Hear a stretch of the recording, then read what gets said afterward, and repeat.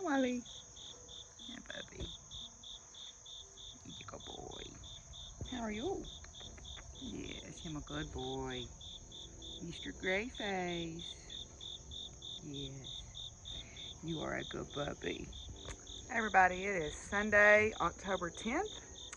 I've been at the house cleaning. I swept all the floors and I'm running a load of laundry. I still need to mop and do litter boxes, but I'm going to do those after I go to town because I've got to buy more litter. It's a perpetual thing around here. Um, so I am headed to town to get a few groceries and then to go pick up the items from the estate sale of my great aunt and uncle. Um, they live not too far down the hill from me, and it was important to me to get something from their estate because I have a lot of memories of being there when I was younger. We baled their hay every summer. They had a farm, but my uncle didn't farm anymore, but they had a farm. And so my dad and grandpa and I, and then eventually my dad and I would work their hay every summer. And from the time I was little.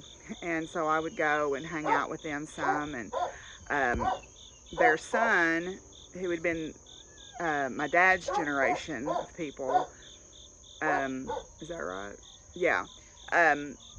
Lived next door to them, and his wife did ceramics, and so she always was working on something cool and interesting. And they're all dead now; they've all passed away. And so they were auctioning off their estate, and Uncle Alfie and Aunt Onita only had the one son, Wayne, and then Wayne and Joe never had children. So now, unfortunately, the farm is going to get split up and sold off, and that makes me sick. And if there was any way in the world, any way that I could afford it, I would buy it, but I just can't. It's going to be too much, first of all, probably. And second of all, I'm still paying on this place, and until this place is paid for, there's no more buying any more land.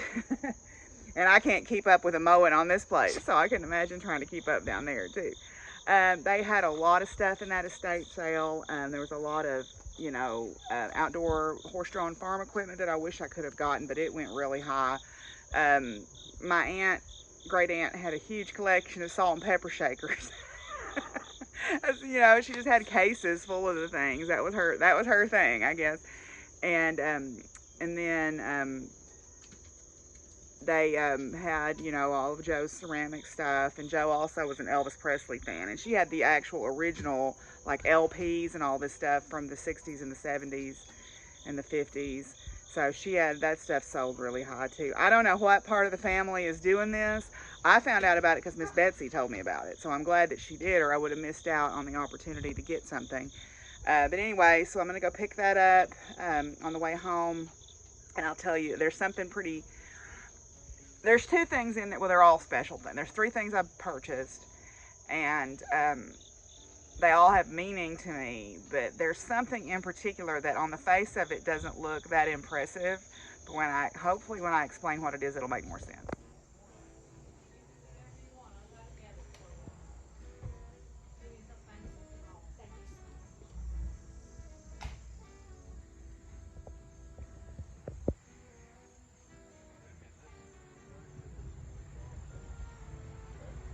Well, I saw Miss Betsy picking her stuff up too while I was here. I parked under a black walnut tree. So I got some free black walnuts because they were falling like little mini projectiles out of that tree. So I will, try not to crash here while I'll get back to the house and show y'all what I got. Okay, I'm home from the auction and I'm gonna show you some of the three things that I purchased. The first one is the one that I paid the least for, but probably has some of the most significance to me. So I'll turn my camera around and show it. So if you don't know what this is a floor quilt frame. These are the bars that you would stretch the quilt on. And then I've got three stands. One of the stands is missing. And then I guess that's a brace of a thing. I don't know how to set it up. These are, at best we could guess, the lady, they either belonged to my great aunt Onita and her mother, or Mama Haney, as they called her. Either way, these are over 100 years old. They may have been the quilt frames that the ladies of the Economy Home Extension Club used to do their quilting on while they had their meeting building.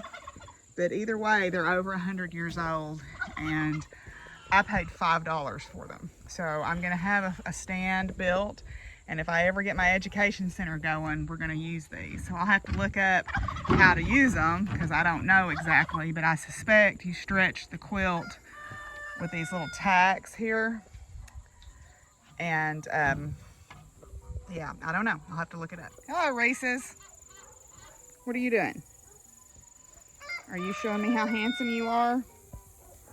Oh, you think you're something special, huh? You're not going to talk to me today. All right, bye. The next thing I got was this box of what they were calling wood crafts.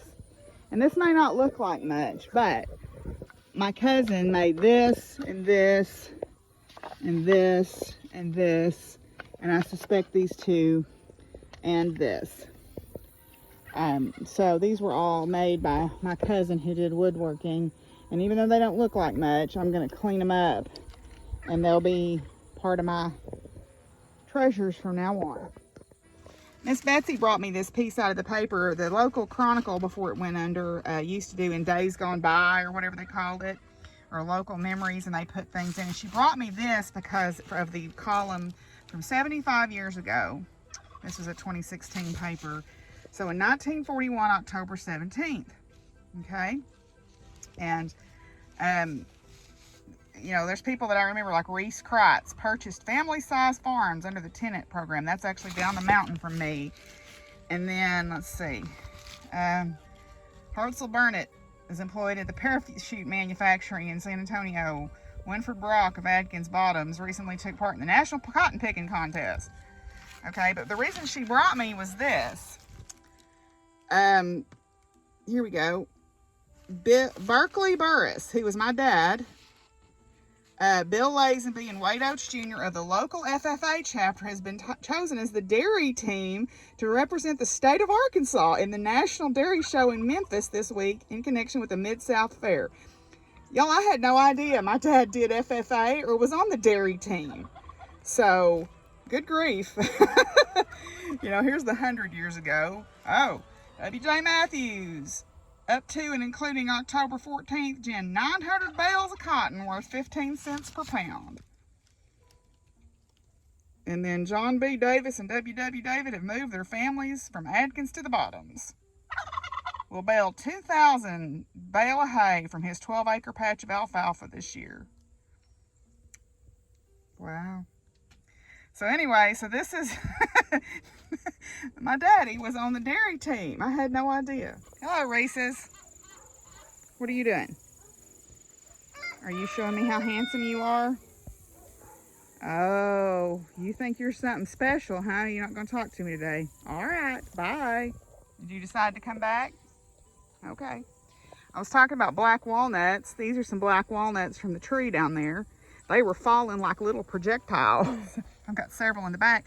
I'm going to use these. These are actually useful for stuff. So I'm going to gather these up and figure out how to preserve them and maybe try to grow some black walnut trees from the walnuts inside here. We'll see.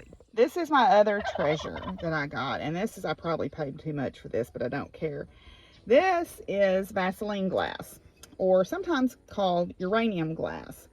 I got, looks like 5 little sherbet dishes here. And then I got a bowl, a big bowl, and this is probably a sugar bowl of some kind with a fancy design on it.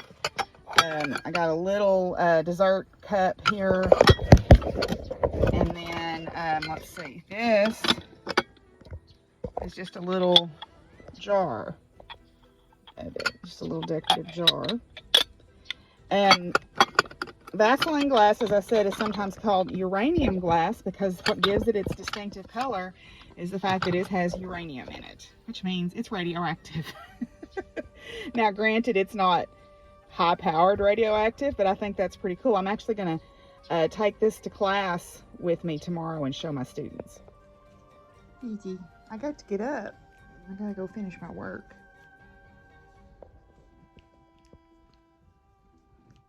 Yeah.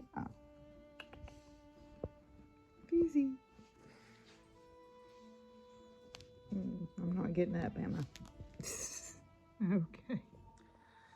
Okay, I decided to wait to not do this last today. I am on day 10 of my Stitchy Box. I'm getting ready to go outside and get some goldenrod.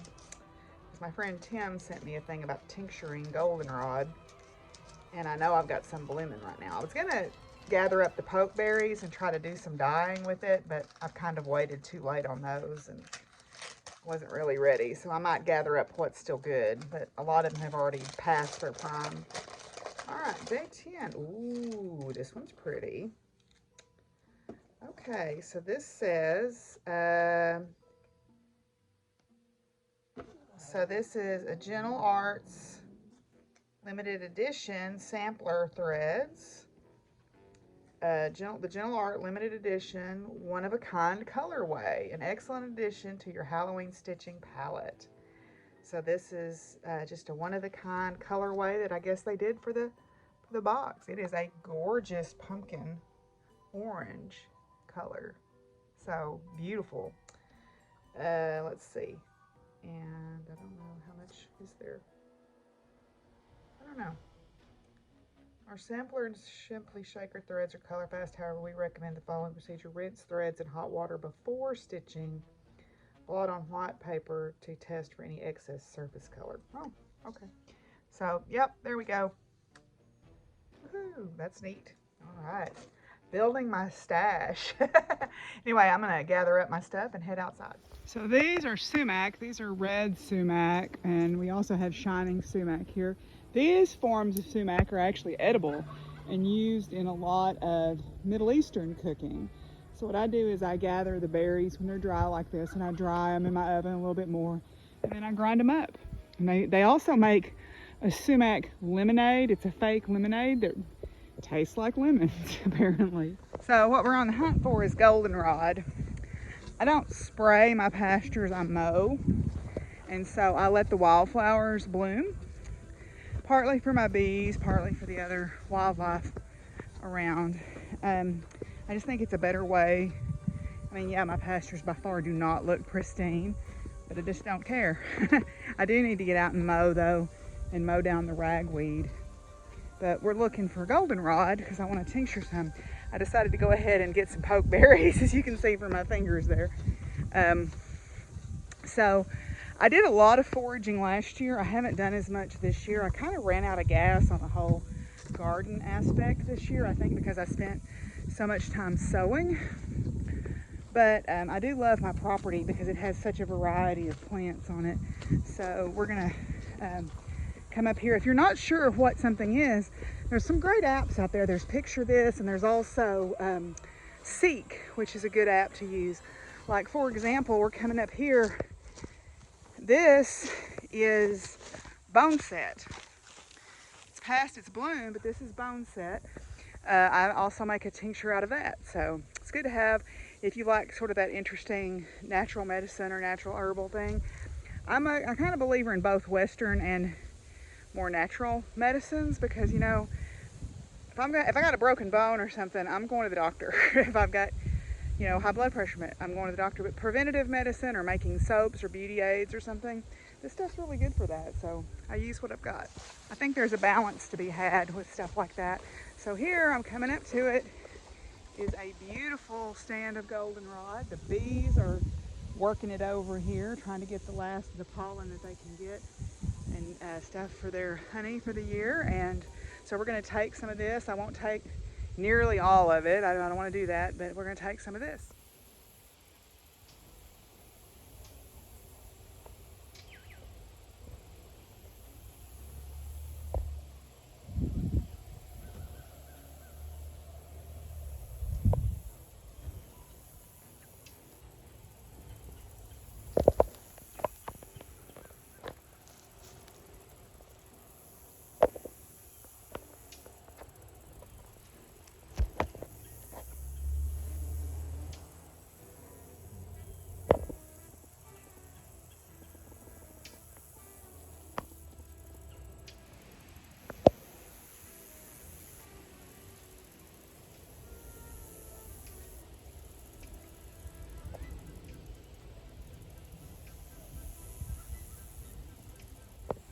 amazing thing about this is there is a multitude of wild creatures in this. There's 3 or 4 different types of butterflies. There's all kinds of bees and wasps searching for food and other types of bugs. There's just a whole little world of animals on this goldenrod today. It's amazing. They're just everywhere. Everywhere you look, there's something, other animal searching for a meal. They know winter's coming. And they're getting ready.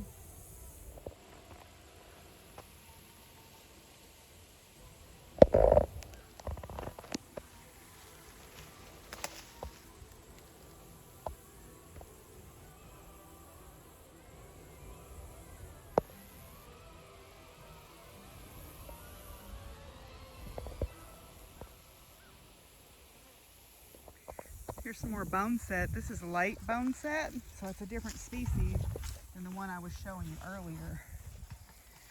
And it's got a lot of creatures on it too, working what's left of the blooms. This is a variety of aster. It blooms in the fall. It's a great nutrition for migrating butterflies and hummingbirds. This is hairy old, I think it's late hairy old field aster, I think is what it is. So got some of that blooming up here as well. Oh, and here's a familiar sight to anybody that lives out this way. This is a wild American persimmon. They're getting ripe, but boy, you bite into one of these before it's ripe. It is so sour, it will turn your face inside out almost. Supposedly you can cut into these and see what the seeds look like to predict the winter weather. So let's get one. Well, I cut into it. Now a spoon is supposed to be a lot of snow because you shovel the snow. A knife is a really cold winter that cuts through you like a knife. And a fork is a mild winter. And that, to me, looks like a fork. So let's hope the persimmons are right. Here's some creeping cucumber. It's got the ivy looking leaves and it makes these little fruits on it. I don't know if they're edible. I need to look that up.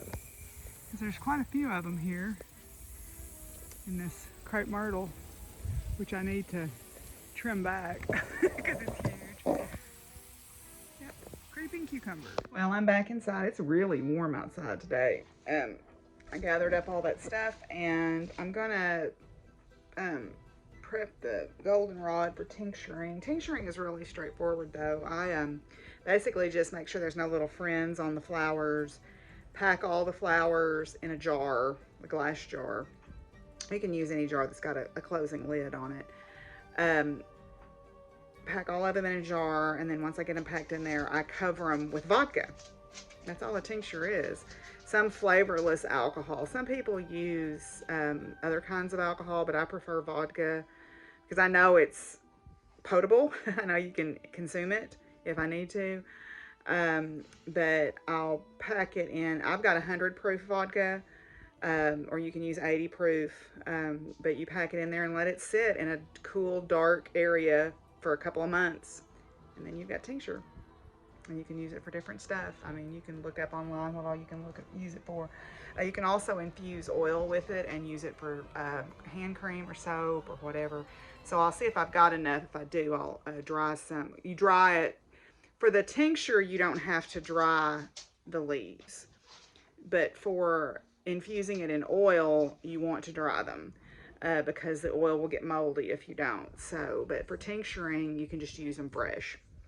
But I'm going to let them sit for about 2 months, and then I'll strain everything off and put the tincture in a bottle. Yay! Anyway, so that's pretty much going to be my day today. I'm going to fix the flowers, and then I'm going to go take a shower because I'm very hot and sticky from being outside.